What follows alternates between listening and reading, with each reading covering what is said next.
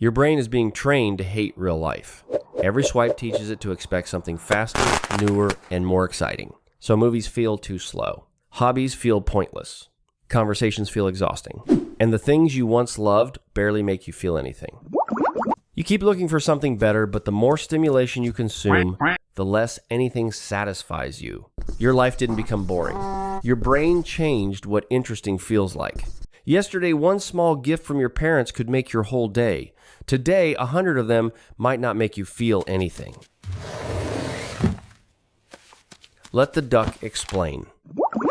Before we continue, you are going to take part in a small experiment. At some point during this video, you may feel an impulse to check the comments, change the speed, open another app, or leave because something more interesting might be waiting. Do not fight the impulse. Just notice the exact moment it appears. Because before this video ends, that moment will reveal something about your brain that most people completely misunderstand. Now meet Alex. It is Friday night. Alex has been waiting all week to relax. He orders his favorite food, turns on his television, and spends 40 minutes choosing a movie. He finally finds one. 6 minutes later, his phone is in his hand. One notification becomes one short video. Then an argument between strangers. Then a cooking video for a meal he will never make. 90 minutes. Disappear. Alex cannot remember most of what he watched. He only remembers that none of it felt good enough to stop. The movie is still paused. His food is cold. After an entire evening of entertainment, he feels cheated out of his evening. But the next morning, something even stranger happens. Alex sees the sketchbook he bought months ago. He used to love drawing. He still wants to love it. But when he imagines choosing an idea, making the first ugly line, and possibly disappointing himself, his brain produces one answer: not now. So he reaches for his phone. This looks like laziness. It is not that simple. To understand what happened, we need to separate two experiences your brain often confuses: enjoying a reward and wanting to check whether a reward is coming. Those are not the same thing. Your brain does not respond only when something feels good. It also responds to anticipation, to the possibility that something better might happen next. That is why choosing a movie can feel better than watching one. Why the first few swipes feel full of possibility, even when the next 100 leave you empty. You are not always chasing pleasure. Sometimes you are chasing the promise of pleasure. And an infinite feed can make that promise every second. Maybe the next video will be hilarious. Maybe the next message will make you feel wanted. Maybe the next notification will finally be important. Usually, it is not. But uncertainty is not a flaw in the system. Uncertainty is what keeps the system running. Because predictable rewards become ordinary. Unpredictable rewards make your brain check again, and again, and again. Here's the frightening part. The content does not even have to be enjoyable. It only has to keep suggesting that something better could be next. This is why Alex continued scrolling long after he stopped having fun. He was not staying for what he was watching. He was searching for the feeling the next video promised. And every swipe quietly rehearsed the same decision. Leave this. There might be something better. Do that often enough, and the decision follows you away from the screen. Why practice a skill badly for 20 minutes when you can watch someone else perform it perfectly in 20 seconds? Why remain inside an awkward conversation when your phone can offer validation and novelty immediately? Real life begins to lose a competition it was never designed to enter, because most meaningful rewards are slow. Friendship requires awkwardness before intimacy. Exercise feels difficult before it feels good. A book asks for attention before it gives you another world. But the feed asks almost nothing from you. No patience, no vulnerability, no risk of failure. Just move your thumb, and here is the trap. The easier reward does not necessarily satisfy you more. It simply interrupts you sooner. In one series of experiments, people tried to escape boredom by switching between online videos. You would expect more choice to make the experience more entertaining. The opposite happened.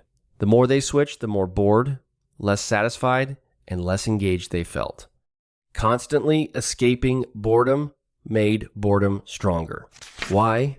Because attention needs time to settle. The beginning of an activity is often not the reward. It is the doorway to the reward. But if you leave at the doorway, you never discover what was inside. Do that all day and your life becomes a hallway full of unopened doors. A video abandoned. A message half answered. A thought interrupted before it became an idea. By night, you have consumed hundreds of things and experienced almost none of them. This is where the internet gives you a terrifying diagnosis. You destroyed your dopamine receptors. That explanation is dramatic, simple, and mostly wrong. Dopamine is not a tank of happiness that you empty by watching videos. You do not cleanse your brain by spending 3 days staring at a wall. Dopamine helps your brain learn what deserves attention, effort, and repetition. It is involved in motivation, anticipation, and learning from what you expected versus what actually happened. Your brain is not ruined, but it is always learning. And Alex has been teaching his brain a very specific lesson. If satisfaction is not immediate, leave. That explains the movie, but it does not explain everything. Because sometimes nothing feels fun even when the phone is in another room.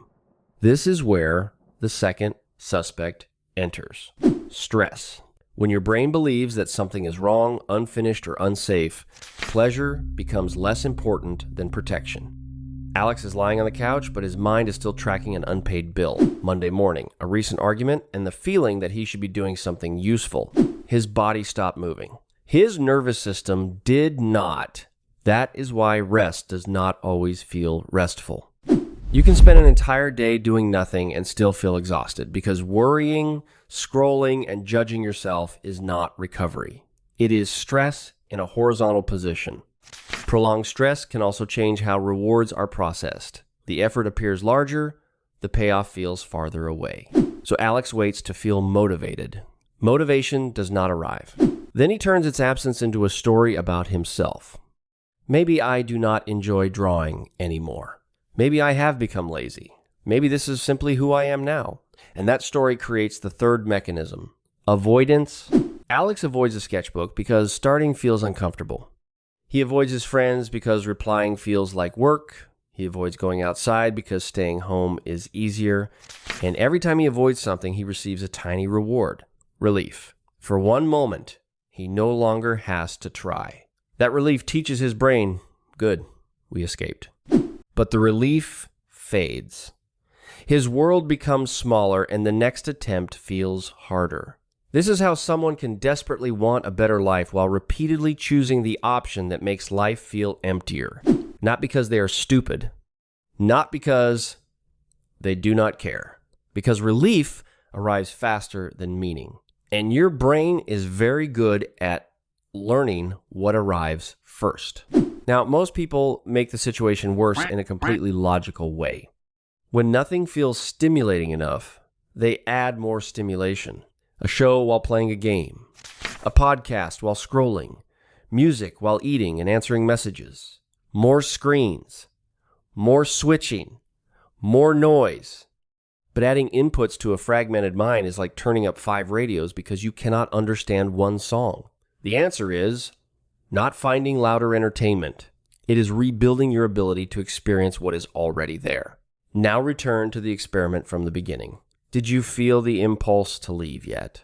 Maybe during the explanation. Maybe when the pace slowed. That impulse is not proof that you are addicted or broken. It is a prediction. Your brain predicted that another click might reward you faster than the experience you were already inside. And for once, you did not immediately obey it. That tiny moment contains the beginning of the solution. Not a dopamine detox. Not deleting every app. Not forcing yourself to enjoy a boring life. The first step is to delay the escape.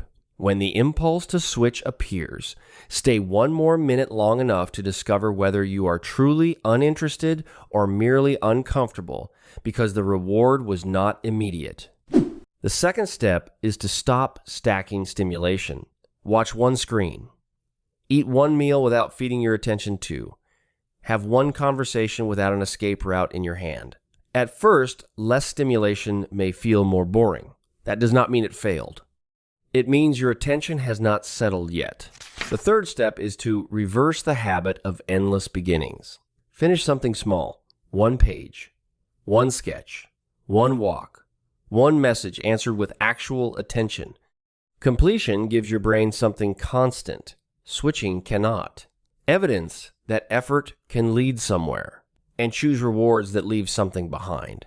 A skill leaves ability. Movement leaves energy. A real conversation leaves connection. Creating something leaves proof that you were here. The feed leaves you looking for the next feed. So on Sunday afternoon, Alex tries something different. He does not wait to feel inspired. He takes the sketchbook outside and leaves his headphones at home. The first few minutes are not peaceful. They are irritating. His hand reaches toward an empty pocket. His mind produces reasons to stop. His first drawing looks terrible. Nothing magical happens. Then he notices the shape of a tree he has walked past 100 times. He tries to draw it. One line becomes another. The page slowly fills. And for a few minutes, he forgets to ask whether he is having fun. That is when enjoyment returns. Not as an explosion, as a tension. But there is one final distinction you should never ignore. Occasional boredom is human. Feeling overstimulated is common. Losing interest during a stressful week does not automatically mean something is seriously wrong. But if almost nothing brings pleasure for weeks, if you feel emotionally numb across every part of life, or if this comes with hopelessness, major changes in sleep or appetite, or thoughts of harming yourself, do not reduce it to too much dopamine. Loss of pleasure can be a symptom of depression and other health conditions. It deserves support from a qualified professional, not shame, and not an internet challenge. Because your ability to enjoy life may not be dead. It may be buried beneath stress, constant interruption, and a brain that has learned to leave before anything meaningful has time to begin. Your phone did not steal your happiness, but it may have helped teach your attention to leave. And if your brain learned to leave, it can learn to stay. So the next time everything feels boring, do not immediately search for something louder. Stay. Give the moment enough time to become a moment. Fun may not return as excitement. It may return as curiosity. Then focus. Then connection. And one day, without noticing exactly when it happened, you may realize that real life never became boring. You simply came back to it. Understand your mind. Protect your peace. And whenever your hand reaches for your phone to scroll through shorts, let the duck explain.